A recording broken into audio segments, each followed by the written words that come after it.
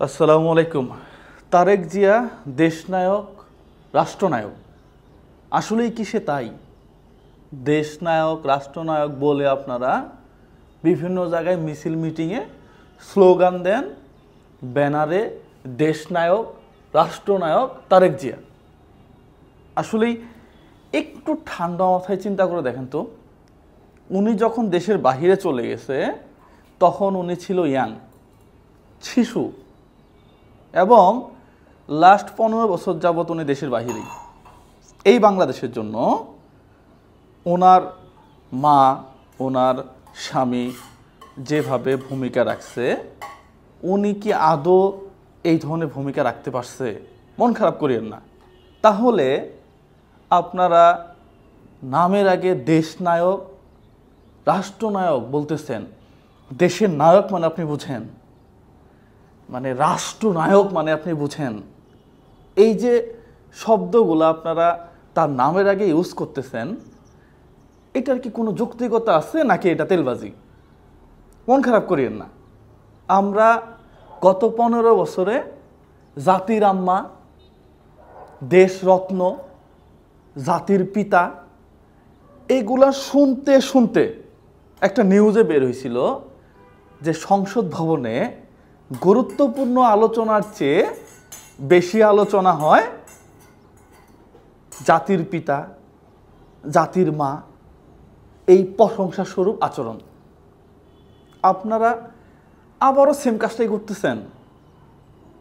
এই যে তারেক জিয়া, এই ভদ্রলোকটার নামে আপনারা দেশ নেতা, রাষ্ট্রনেতা বানাই দিলেন। যদি এই কালচারটা থাকে, বিশ্বাস করেন, তাহলে দেশ আগাবে না। দেশ তাহলে চামচামের দিকে যাবে, চামচামের দিকে যাবে। তারেক জিয়া বাতিজা যেটা বলতেছে, আজকের পর থেকে দয়া করে আমার নাম যখন কেউ বলবেন, কেউ দেশনায়ক, রাষ্ট্রনায়ক, এই কথাগুলো দয়া করে কেউ ব্যবহার করবেন না আমার নামের সাথে। যে আমাকে কেউ দেশনায়ক, দেশরত্ন এগুলা কেউ বলবেন না।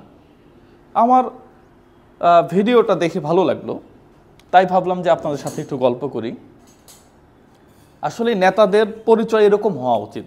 আমি জানি না উনি সিম্পেথি পাওয়ার জন্য সামনে নির্বাচন, আব্বু শব্দ করিও না, সিম্পেথি পাওয়ার জন্য সামনে নির্বাচন, এই জন্য এই ধরনের কথা বলতেছে কিনা সেটা তার টোটালি ব্যক্তিগত ব্যাপার, রাজনৈতিক ব্যাপার। তবে আমার কাছে মনে হয় একজন রাজনৈতিক দলের নেতার বক্তব্য এরকম হওয়া উচিত।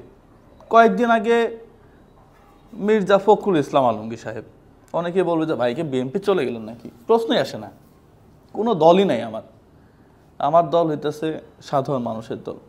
কয়েকদিন আগে মির্জা ফখরুল ইসলাম সাহেব বলছিল যে বিএনপির নাম ভাঙায় কেউ যেন চাঁদাবাজি না করে। শুরু হয়েছিল কিন্তু শেখ হাসিনা যাওয়ার পরে চাঁদাবাজি শুরু হয়েছিল। তো মির্জা ফখরুল সাহেবের এই কথাটাতে অনেক জায়গাতে সবাই স্টপ হয়ে গেছে। কিছু কিছু জায়গায় হয়তো এখনও চাঁদাবাজি আছে। তো একজন নেতার বক্তব্য তো এরকমই হবে যে ক্ষমতায় আসব, ঠিক আছে, চাঁদাবাজি করব না। ক্ষমতায় আসব, ঠিক আছে, নিজেকে দেশরত্ন ভাবব না, নিজেকে দেশের নায়ক ভাবব না। এটাই তো হওয়া উচিত, এটাই তো হওয়া উচিত। একজন মানুষ জাতির পিতা হয়ে যায় কেমনে? একজন মানুষ দেশরত্ন হয় কেমনে? দেশের রত্ন মানে আপনি বোঝেন, একজন সাধারণ মানুষ সে আবার দেশের নায়ক হয় কেমনে? আজব ব্যাপার। এই তেলবাজিগুলো আমাদের বন্ধ করা উচিত, বন্ধ করা উচিত। পাশাপাশি সমালোচনা থাকা উচিত। কেউ যেন কারো মুখ বন্ধ না করতে পারে।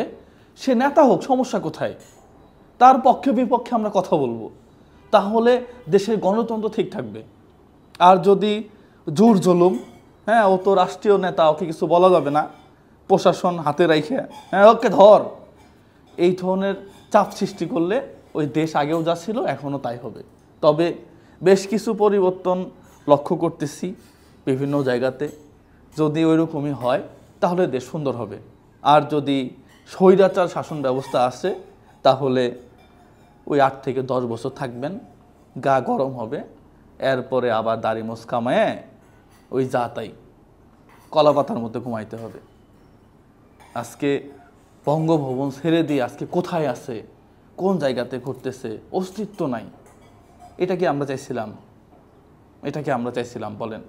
যে এই বঙ্গবন্ধুর একটা ডাকে সারা বাংলার মানুষ যুদ্ধে ঝাঁপায় পড়ল, তার পরিবারের লোকজন আজকে নাই। খারাপ লাগে এটা সত্যি। উনি তো চাইলেই, আম্মু শব্দ করতেছো কেন? উনি তো চাইলেই জনগণের কথা শুনে একটা কোটা আন্দোলন, ছাত্রদের কথা শুনে যদি ভিতরে দেশরত্ন এই দাম্ভিকতা ছেড়ে দিয়ে সে বলতো যে হ্যাঁ আন্দোলনটা যৌক্তিক, মেনে নেই, তাহলে তো আজকে আর এই অবস্থা হয় না। শিক্ষা নেওয়া উচিত এটা থেকে। সবাই ভালো থাকবেন, সুস্থ থাকবেন। সত্যি এই দেশটা আমার, আপনি আরেকজনকে দেশরত্ন, দেশনায়ক বলে হ্যাঁ তাকে সব কিছু দিয়ে দিবেন কেন? কেন দিয়ে দিবেন? এটা উচিত না। আসসালামু আলাইকুম ওয়া রাহমাতুল্লাহ।